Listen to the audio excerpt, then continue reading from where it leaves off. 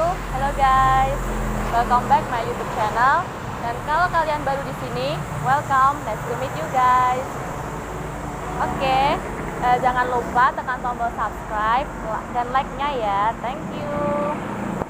Kali ini aku mau sampaikan video pembelajaran tentang ekonomi. Kalian tahu kenapa aku di sini? Yap, aku mau sampaikan pembelajaran tentang materi lembaga jasa keuangan perbankan. So, tonton sampai habis ya, check it out. Oke, hari ini kita akan membahas mengenai lembaga jasa keuangan untuk perbankan. Di sini saya akan menjelaskan mengenai pengertian, pengelompokan bank, fungsi, dan prinsip bank, dan sedikit penjelasan mengenai bank sentral. Nah, kita masuk ke pengertian bank terlebih dahulu. Kata bank berasal dari bahasa Italia yaitu benco. Benco artinya adalah bangku atau meja pada zaman dahulu. Nah, kenapa bisa menjadi nama bank?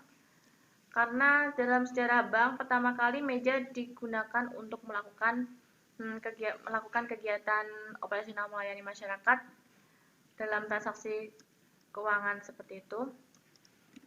Selanjutnya yaitu pengertian bank menurut Prof. G.M. Fahrenstodt. Bank adalah suatu badan usaha yang bertujuan untuk memberi kredit baik dengan uang sendiri maupun uang yang dipinjam dari orang lain dan mengedarkan alat penukar berupa uang kertas dan uang giral. Lalu menurut Undang-Undang Nomor 7 Tahun 1992 tentang perbankan, bank adalah badan usaha untuk menghimpun dana dari masyarakat dalam bentuk simpanan dan menyalurkannya kepada masyarakat dalam rangka meningkatkan taraf hidup rakyat banyak. Di sini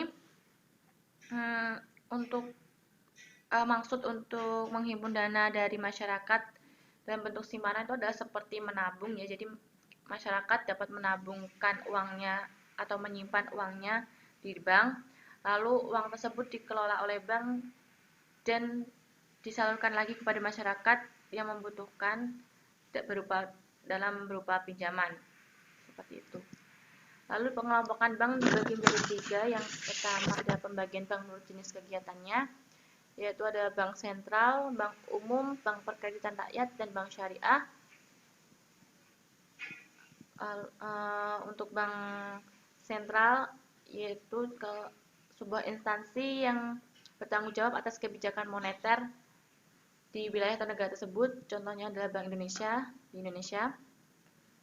Lalu untuk bank umum adalah bank yang kegiatan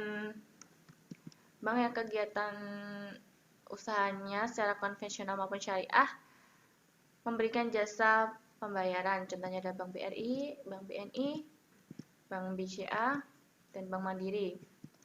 Nah, kalau bank perkreditan rakyat sendiri itu kebalikan dari bank umum, yaitu dia kegiatan usahanya secara konvensional maupun syariah tidak memberikan jasa pembayaran. Ini merupakan contoh bank BPR di wilayah Kota Pati. Lalu untuk bank syariah itu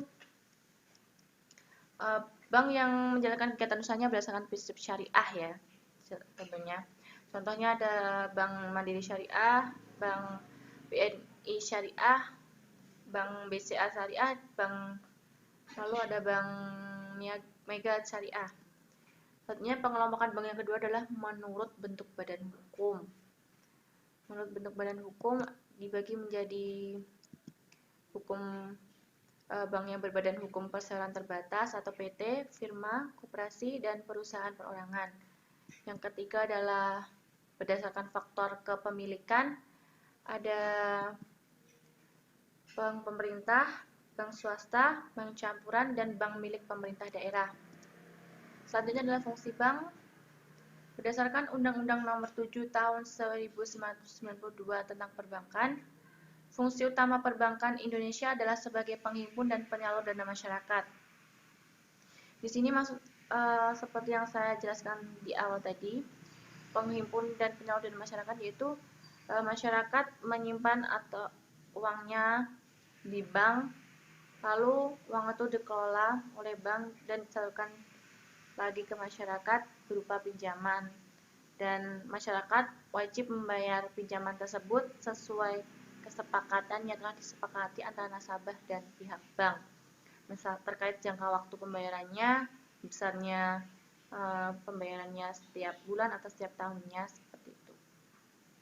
Selanjutnya kita masuk ke prinsip bank, dibagi menjadi 4. Yang pertama ada prinsip kehati-hatian atau prudential principle. Di sini maksudnya adalah bank harus mengusahakan atau mengedepankan prinsip kehati-hatian atau sifat hati-hati guna untuk menjaga atau melindungi dana nasabah yang telah dipercayakan kepada bank. Selanjutnya yang kedua adalah prinsip kepercayaan. Prinsip ini menjadi dasar hubungan antara bank dan nasabah. Jika nasabah percaya pada bank, maka atau sebelum menjadi nasabah, masyarakat percaya pada bank, maka dia akan menjadi nasabahnya dan akan menyimpan uangnya ke dalam bank atau dia akan melakukan pinjaman kepada bank tersebut. Selanjutnya adalah yang ketiga, prinsip kerahasiaan, yaitu antara nasabah dan pihak bank harus saling menjaga informasi. Terlebih bank harus menjaga informasi yang dimiliki oleh nasabah. Yang terakhir adalah prinsip mengenal nasabah, yaitu artinya di sini bank berhak mengetahui lebih jauh mengenai identitas nasabah, memantau transaksi keuangan nasabah, dan melaporkan bila ada transaksi yang mencurigakan.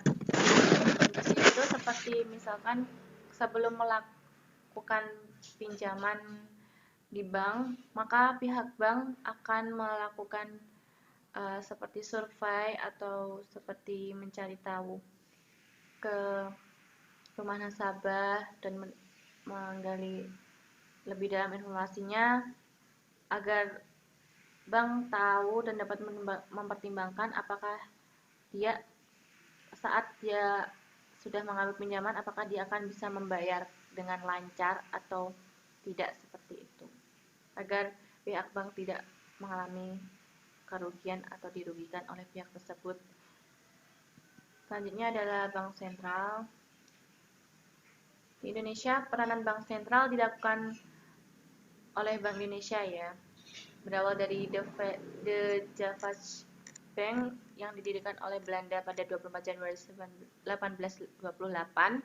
Setelah Indonesia merdeka, bank tersebut dinasionalisasi menjadi Bank Indonesia dan berada di bawah kewenangan pemerintah Indonesia pada awal periode kemerdekaan.